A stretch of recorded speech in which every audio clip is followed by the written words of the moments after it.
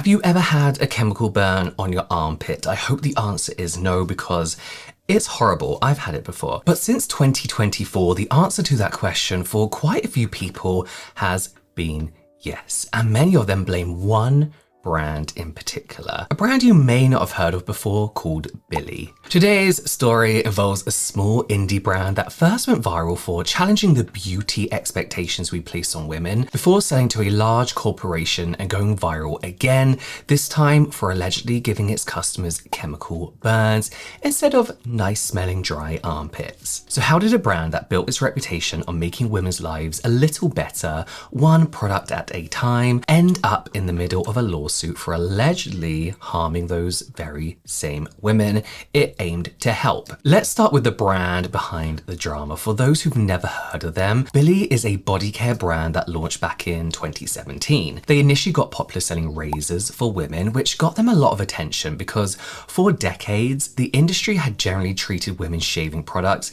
as an afterthought and somewhat of a luxury as well. People liked that Billie was a shaving brand aimed specifically at women. They liked that the brand challenged the trend of women being charged more than men for what was essentially the same product, the pink tax, and people liked how they avoided promoting beauty expectations that had become the standard in the industry. For example, the brand became very well known for refusing to use airbrushed and impossibly smooth looking women in their ads. Instead, they showed women with body hair. They ran their Project Body Hair campaign in 2018, and overall they promoted the idea that shaving was a choice rather than something women are expected to do. All this made Billie hugely popular amongst women, and before long they were being called a disruptor in the shaving industry. They followed up this success by launching new product lines including body washes, shaving cream, body lotion, makeup wipes, dry shampoo and lip balms over the next few years. Now, up until this point, Billie had been an independent brand owned and run by its co-founders Georgina Gooley and Jason Braveman, or Bravman, I'm not quite sure. But that all changed in November of 2021 when Billie was sold to Edgewell Personal Care, who also own Banana Boat, Schick, Playtex, and over a dozen other brands for $310 million. The new owners helped Billie grow rapidly in the following years. First, they expanded into physical retailers through the US like Walmart, Target, Ulta, so many others, as well as expanding internationally, starting with Canada. Now, the co-founders did apparently remain in charge of the brand's day-to-day operations after the takeover, and despite concerns that the new owners would push the brand away from its core identity, many felt that Billie had managed to maintain its woman-focused and body-positive image, at least at first. But as positive as things had been for the brand up until now, their first real controversy was just around the corner. All of Billie's problems started with the launch of their new body care line in February of 2024. The founders at the time said that they wanted to make Billie a body brand for womankind, and so they decided to expand their product lineup, launching a 15-product body care line. The ad the brand put out alongside their launch of their body care line was a parody of the film 10 Things I Hate About You, and this was meant to push back against the criticism of women's natural bodies, and according to the founders, they wanted to emphasize honoring and caring for your body. It was generally a very well received ad at the time, but it wouldn't be long before people started questioning Billie's authenticity when it came to honoring and caring for women's bodies. Now, amongst the new products that they launched were their solid stick all-day deodorant and their liquid gel roll-on AHA deodorant, both of which they claimed were aluminium and baking soda free while still providing 24-hour protection. Effective 24-hour protection. The all-day deodorant used ingredients like magnesium, hydroxide, tapioca starch, and zinc recanoleate to absorb or neutralize body odor, whereas the AHA deodorant used a 5% multi-acid blend containing AHAs, so that included mandelic and lactic acids, in order to lower the pH of your underarm, which is supposed to stop the bacteria which causes body odor from growing. I use AHA deodorants. Absolutely love them. Initially, both products were very well received, especially amongst those with very sensitive skin who had struggled to find a deodorant that they could use every day that actually worked and didn't cause their skin to react. Early reviews were very, very positive, and they got praised by so many beauty journalists and reviewers. It was all going well. It all seemed like Billie's deodorant would become the go-to choice for a lot of people with sensitive skin. But things started going downhill just a couple months later when the first complaints started coming in. Some were just complaining that the scent didn't last very long, that it didn't provide protection for a full 24 hours like it claimed to. I never expect deodorant to really last 24 hours. I just don't. Or even that it actually seemed to make their body odor worse than normal. But others were complaining that they started using the deodorant, they got rashes, burns, itching, and peeling skin. And these negative reviews started becoming more and more common over the next few months. Reddit threads popped up with people complaining that they'd have adverse reactions. The brand's Instagram posts were full of negative comments, and every day there were more TikToks of people detailing their bad experiences using Billie's deodorant. In fact, pretty much any post on social media talking about these products would have someone in the comments saying they'd reacted badly to it. Common complaints included burning, redness, peeling, painful rashes, skin splitting and blistering. And by the end of 2024, it seemed like Billie had gone viral again, not because of the fun packaging or the clever marketing campaign or the body positive messaging, but because they were burning people, allegedly. Now, obviously, not everyone who uses Billie's new deodorant experienced these issues. There were still thousands of people who used the product without an issue, and plenty of them were praising the products as their new favorite deodorant. This is what we always see, right? People are most likely to review a product if they've had a negative reaction to it or a negative experience with it. But enough people were reporting remarkably similar symptoms that it wasn't something that could just be ignored, even though that's what the brand was desperately trying to do. As far as I can tell, they've never made a public statement about the complaints and didn't make any changes to the formulation to try and prevent these issues happening. It wasn't a great way to handle an outpouring of people claiming your products were damaging their skin. And Billie's failure to acknowledge and deal with the problem is at least partly to blame for the PR nightmare that was about to follow. In April of 2025, just over a year after Billie launched their deodorants, the brand was hit with a class action lawsuit that claimed the brand and their parent company, Edgewell Personal Care, had failed to disclose that their all-day deodorant can cause chemical burns and skin irritation. To be clear, the lawsuit was only aimed at Billie's all-day deodorant, not the AHA deodorant. From what I've seen, people have complained about negative reactions to both versions, but it does seem to be more of an issue with the all-day deodorant, so it's not surprising that they only focused on that one for the lawsuit. Like, if this was going to be down to consumer misuse, which is what we see a lot of in these lawsuits, the AHA one would make sense. You can imagine people shaving their armpits, then applying AHA chemical exfoliants over the top, and then of course experiencing some burn or irritation. If your armpits are particularly sensitive, AHAs are going to rip those armpits up. But you know, we're not seeing that in the lawsuit, which I find interesting. The case was filed by two consumers who claimed that they and numerous others suffered severe skin issues, such as chemical burns, skin peeling, rashes, itchiness, or permanent skin discoloration after using the deodorant, and that for some, these issues occurred within minutes of using the product and persisted for weeks afterwards. One of the named plaintiffs, Tina Marie Barales,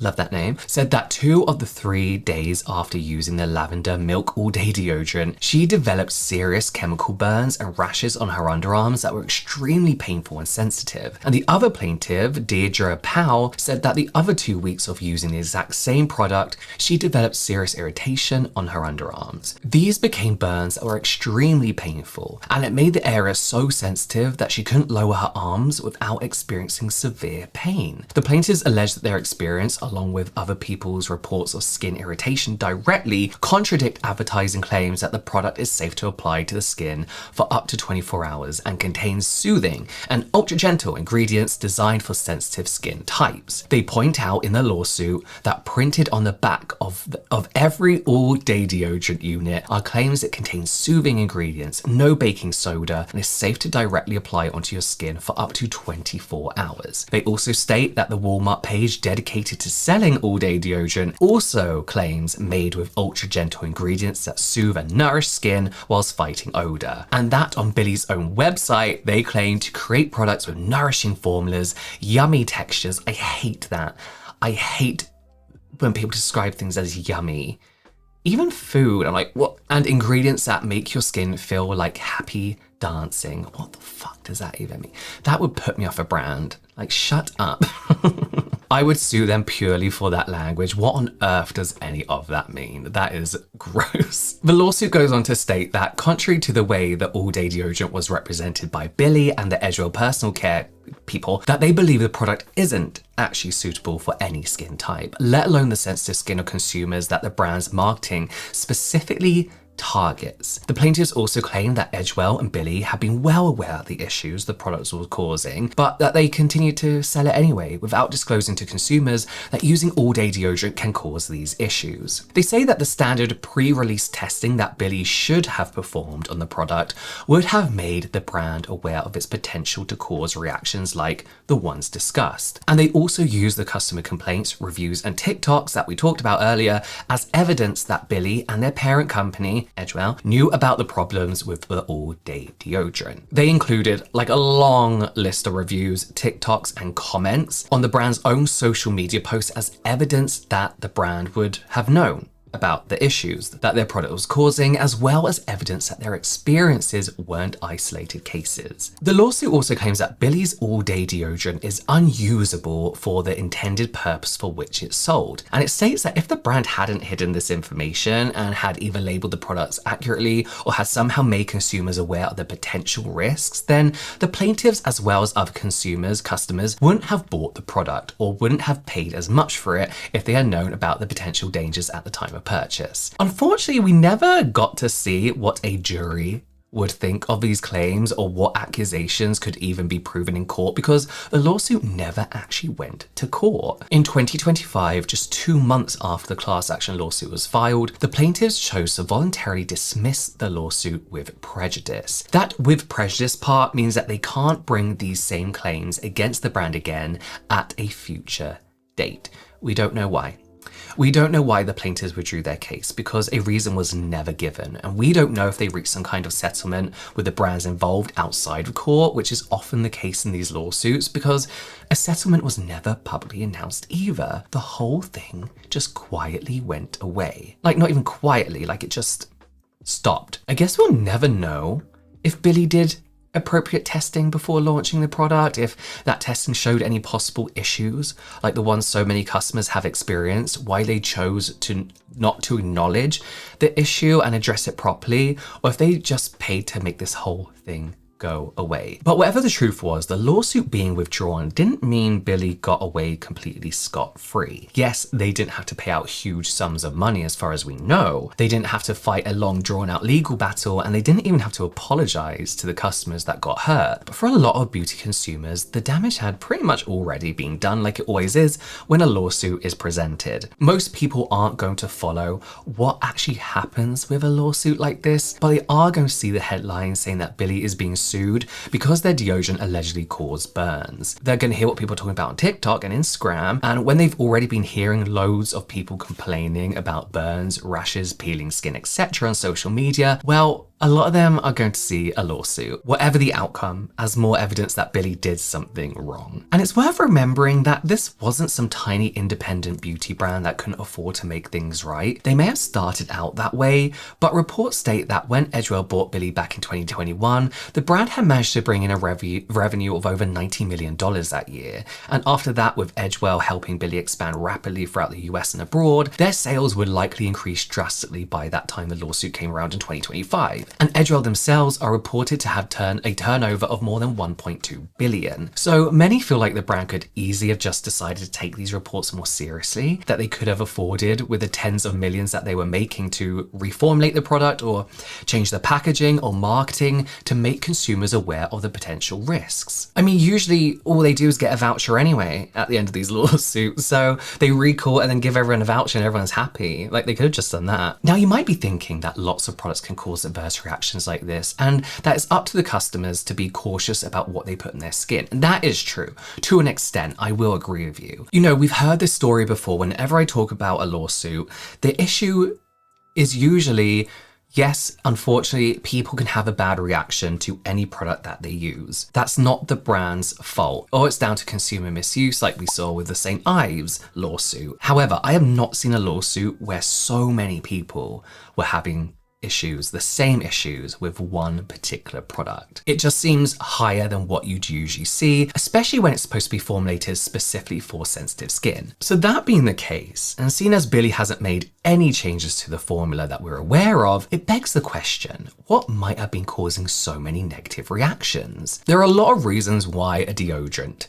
might irritate your skin, make it peel, or even worse, cause burns. And your armpits are actually quite vulnerable to issues like this, even though you might not think so at first. They're warmer than most parts of your body, they're often damp from trapped sweat, they're almost always kept in the dark, and there's not a whole lot of airflow getting in there, all of which makes it a perfect breeding ground for bacteria. This is actually why your armpits tend to smell more than other parts of your body, because sweat itself doesn't really smell. It's the bacteria growing in that environment and breaking down compounds in your sweat that create the smell. But this bacteria also releases acids that can make the skin in your armpits weaker and more sensitive over time. There's also the fact that the skin in that area is already fairly thin and soft, and that is an area of the body that gets a lot of friction from normal movement, which again makes it even thinner and can make it more sensitive. It's also an area of the body that a lot of people shave regularly, which can create tiny cuts in the already thin skin. So when somebody uses a deodorant with potentially irritating ingredients, we all know natural ingredients tend to be a lot more irritating, there's a good chance those irritants are going to cause a reaction. In a few of the complaints I saw people making about Billie's deodorant, they mentioned that they'd applied just after shaving their armpits, which I imagine a lot of people are doing. It's not really a problem specific to Billie, but it does make it more likely that you'll react to a deodorant if there's something in there that you're sensitive to. In terms of what ingredients people are actually reacting to, there are a couple that seem the most likely cause. Fragrance, we all know, is a well-known irritant, depending on how it comes. And I've seen a lot of people complain that they're reacting to the fragrance in the deodorant, as well as plenty of complaints about Billie not offering a fragrance-free option, which does seem like a strange choice in today's current market, especially as they specifically advertise to people with sensitive skin. Now, fragrance isn't bad for everyone, especially when it comes to the body. Fragrance is well known as the most common cause of allergic contact dermatitis when it comes to beauty products. That doesn't mean it's not safe. We've been through this before. Everybody,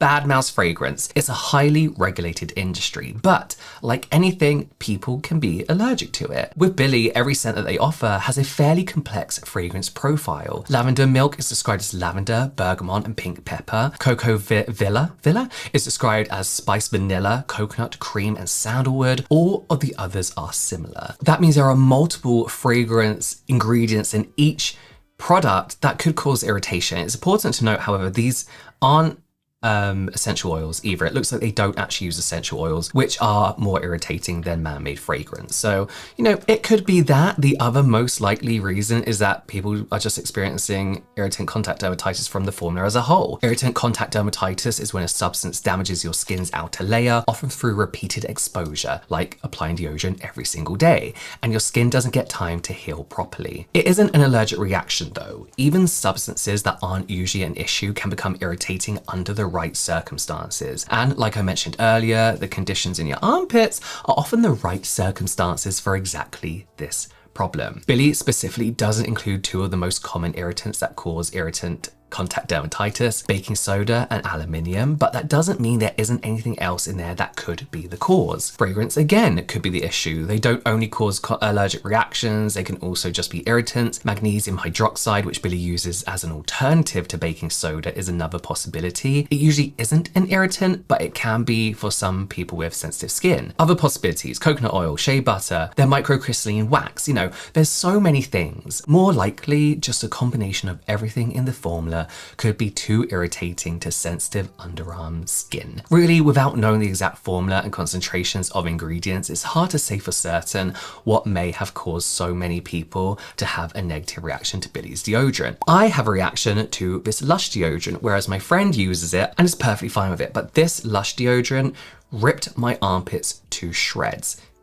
I realized it just wasn't for me. I was allergic to something and it wasn't great. Just to be clear though, because this case never actually went to court, it hasn't been proven that any of Billie's products are responsible for the burns, rashes, or peeling skin. The sheer amount of people saying they've had issues, along with photo and video evidence, it makes it pretty hard to ignore. But technically, none of it has been legally proven. There are still people complaining to this day that they've experienced negative reactions to the brand's deodorants though. And as far as I'm aware, Billie hasn't ever announced a change to the original formula to address the alleged issue. I'm just saying that all for legal reasons. But I think you know when a deodorant's fucking up your armpits, you know? What do you think though? Do you think there's something about Billie's deodorant specifically that's causing people's problems? Have you ever used one of their deodorants? And do you think the brand could have maybe handled this situation a little bit better? Let me know in the comments.